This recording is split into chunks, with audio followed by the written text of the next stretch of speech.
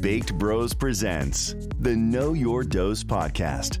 Join hosts Nadeem Al-Hassan and Derek Espinosa as they turn the soil on the cannabis industry. With over 10 years of combined industry experience, these two experts will deliver your dose of cannabis, psychedelics, and personal development. Follow on their journey as they aim to destigmatize cannabis, combat the abuse of pharmaceuticals, and implement their altruistic approach into the budding cannabis industry.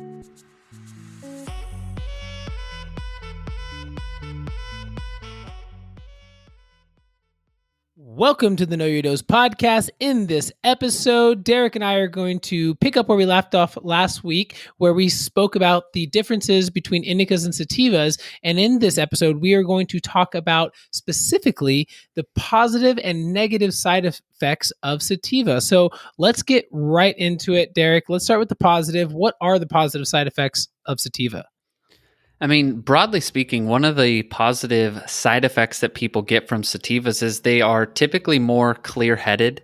They're not as heavy and stony as indicas, so they're better for uplifting your mood, better if you want to be active during the day. Basically, just all around mood boosting and less sedative. You know, typically people with ADHD or depression find that sativas benefit them more. Another thing that people find is that it's the preferred type of strain for creatives. Obviously, you don't want your mind running slow, right? You want your mind kind of upbeat. Typically, people will associate it with like the coffee of cannabis or the cannabis. Yeah, the coffee of cannabis. So more energy, clarity, focus without feeling sluggish or relaxed. So really the benefits of, or positive side or benefits of sativa cannabis strains would be uplifted mood, creativity, maybe a little bit of energy, not going to feel sluggish. That's what we could look out for when using or working with a sativa cannabis strain. Absolutely. The high is typically pretty different. Again, it's more heady. It's not as body focused, which is why people don't feel as relaxed or sluggish. And again, it typically has more of those mood elevating properties. Now, what's interesting is that this is something that is anecdotal in nature. Science hasn't bore this out in a meaningful way yet. And so there's still a lot of debate as to whether these effects that people are perceiving, positive or negative, are in fact real. It could be the case that because I told you this is a sativa and I told you that sativas are this way, that your experience is then altered in that way, kind of like a placebo effect. The other piece that we have to consider is that there are other compounds in the cannabis plant outside of just THC. Because if you look at the effects of THC or CBD, for that matter, you're not going to really get this variation in experience. You see what I'm saying? Like THC does what THC does, CBD does what CBD does. So why are people having this wide range of experiences? Well, the next likely candidate is terpenes. And, you know, a lot of the research on terpenes is based on essential oils, which we talked about in the last episode being the aromatic compounds that come from plants. And there is some good research there, but again, because it's a plant, it doesn't get the same type of funding that a pharmaceutical drug would, right? So a lot of the studies are lacking in the quality that we would expect to make hard conclusions. To my knowledge, because this is a common objection, like, well, terpenes are bullshit because, you know, there's not enough science behind them. You could make that argument for cannabis in general. But there was one study in particular that came out, I think it was in 2017, and it looked at several different terpenes as they related to their interaction with CB1 receptors and how THC interacted with those receptors. And the title of the paper was kind of like debunking the entourage effect, which is, again, the idea that terpenes influence the experience. And they found that they couldn't prove that terpenes altered the activity of THC at the CB1 receptor. But that's not to say that, you know, these terpenes aren't binding to other receptor sites, which we know that they are. So in terms of positive side effects, you know, I think in my estimation, terpenes are probably the most likely candidate for why we're seeing this difference in effects. So You had mentioned earlier that sativas have more of a noticeable head high compared to indicas, that is. And so that's more than likely due to the way that they interact with the endocannabinoid system, which we've discussed in previous episodes that the ECS, or the endocannabinoid system, is found throughout the body. And that's where the THC receptors, or the receptors that let THC affect us, are found mostly in high concentrations in the brain, right? Yeah, so you have two different types of endocannabinoid receptors. You have CB1, which is found in the brain and spinal cord, and CB2, which is primarily found in all the other cells or nerves in your body, the peripheral nervous system, which is typically your immune system. And the THC binds to both CB1 and CB2, but it prefers the CB1 receptor. Now, in terms of cannabinoids, terpenes, most terpenes don't bind to the endocannabinoid system. They bind to other receptors in the body. To my knowledge, there's only one cannabinoid or one terpene that we know of that does bind to the cannabinoid receptors. It's a CB2 receptor, and that's beta carotene, which is commonly found in black pepper, and it's one of the most common terpenes found in cannabis. And typically, it's found in sativa strains, and it's associated with a lot of cool things, but one of them is depression, which again is one of the conditions that people typically turn to sativas for. So let's dive into the sativa negative side effects. Is there such a thing as too much of a good thing? And if you see me, I'm doing air quotes right now, guys, but is there such a thing as too much of a good thing? Absolutely. So most things that we ingest are biphasic, which means they have two phases. The first phase could be relieving anxiety, and the second phase could have the opposite. It can provoke anxiety, and that is the case with THC. Now, when we get to sativas, absolutely. So one of the main side effects that people have is anxiety, stress, and paranoia. Typically, because think about like coffee, right? Which we kind of talked about sativas being the coffee of cannabis.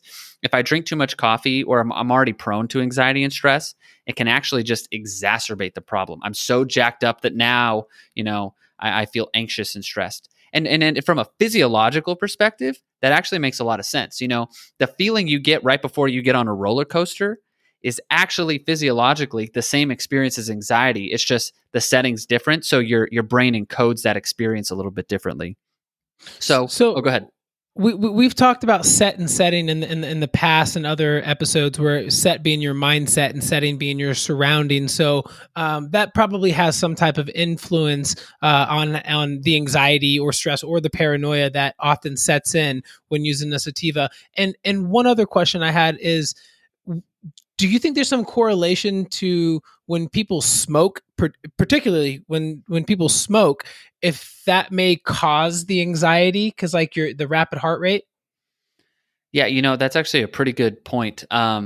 Because of the rapid onset, especially for new consumers, I think that smoking is more prone to causing someone to feel anxious.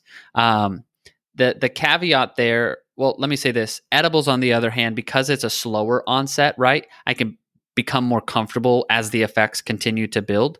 But the main caveat that I was kind of alluding to is that it's much easier to take too much edibles than it is to smoke too much. And so there is this like middle ground where it's like 6 of one, half dozen of another.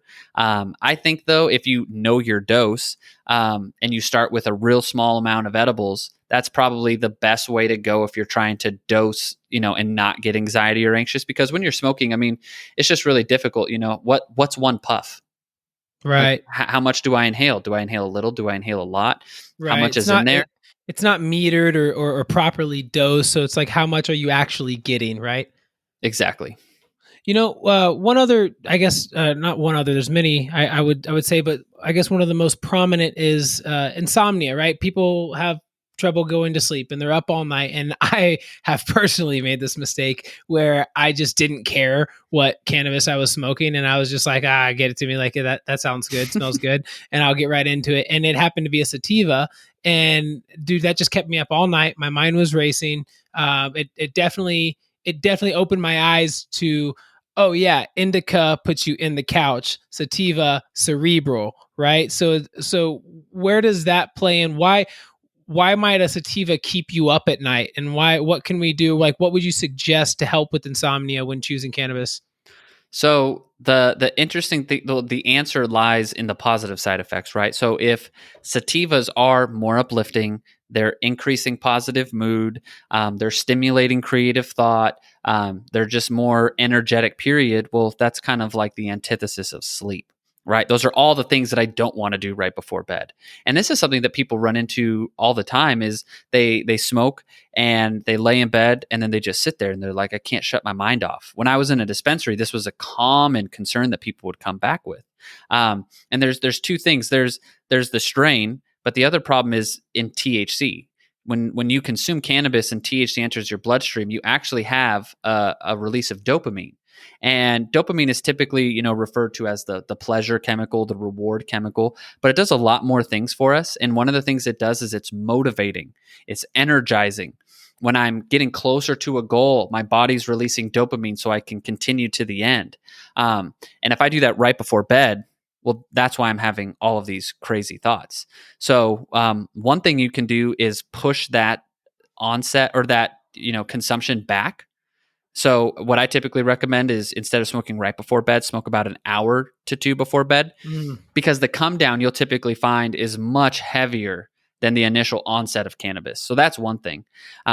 But the second thing is obviously strain selection. So I think we did a pretty good job outlining why sativas aren't a good choice. And I don't want to give too much away because we're going to talk about it in our next episode. But indicas, generally speaking, are going to be a much better choice. Okay, so tolerance definitely has a role to play here when using sativas or indicas, for that matter. Absolutely. So, this is something interesting, actually. When patients start choosing a strain, let's say they choose Blue Dream, and they use Blue Dream for a while, and what they find is that they gain a tolerance to the effects. And one of the reasons is because my brain has mapped out this experience. It's no longer novel. And it's not necessarily that I'm not getting high or that I'm not, getting the medical benefits, but this element of, uniqueness to the experience is all of a sudden gone. And so, you offer a new strain, they pick up Super Lemon Haze and they're like, wow, that was so great. And then they'll use Super Lemon Haze for a while, and then they'll find the same thing with that. And again, it's because each strain has this unique cannabinoid profile, this unique terpene profile. There's all these things that are inside that plant that are just different enough that it makes the experience different.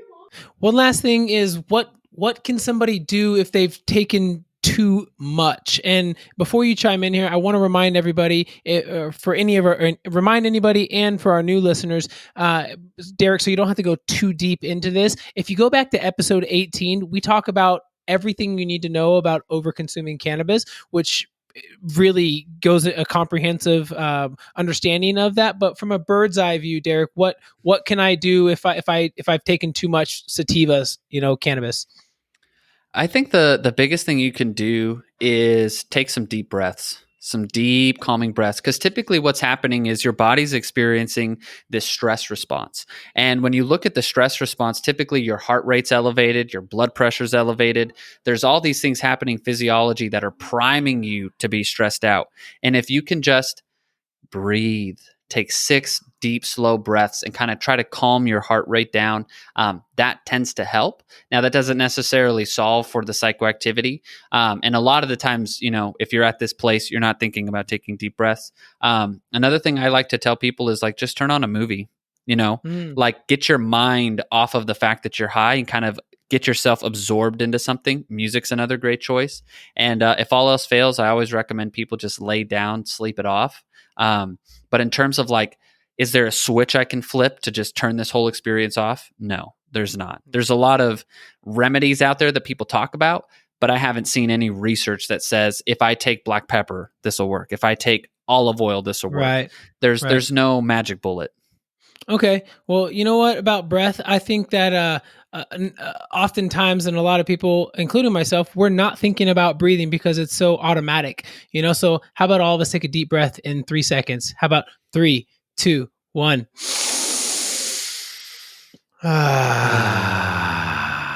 Guys, remember that you have that anytime you want. That is yours to keep and yours to utilize. So let's recap the benefits, positive and negative, of sativa cannabis. So positive is, creativity, focus, uplifting, maybe a little bit of energy. That's good, right? Know your dose. And the negatives are, try not to use this before going to bed. Keep it maybe an hour before, maybe even a little bit longer than an hour or more than an hour, so that your mind isn't racing all night. Also, negatives could be like anxiety, stress, paranoia. Again, set and setting have a big influence to play with this, and your tolerance has a big big impact on this again. And if you want to learn more about what to do if you've taken too much, go back to episode 18 where we cover that. Derek, it's been an absolute pleasure. Audience, thank you so much. If you love these episodes, please rate and review us, subscribe, share with your friends and family. We are here to serve you. Have a wonderful, wonderful rest of your day. Goodbye.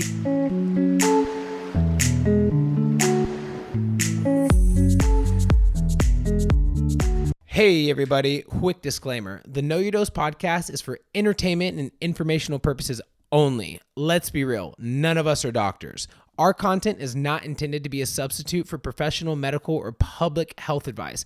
Please be smart and always seek the advice of your physician or other qualified healthcare professional with any questions you may have regarding a medical condition. Seriously, never disregard professional medical advice or delay in seeking it because of something you heard on this podcast. That would just be insane.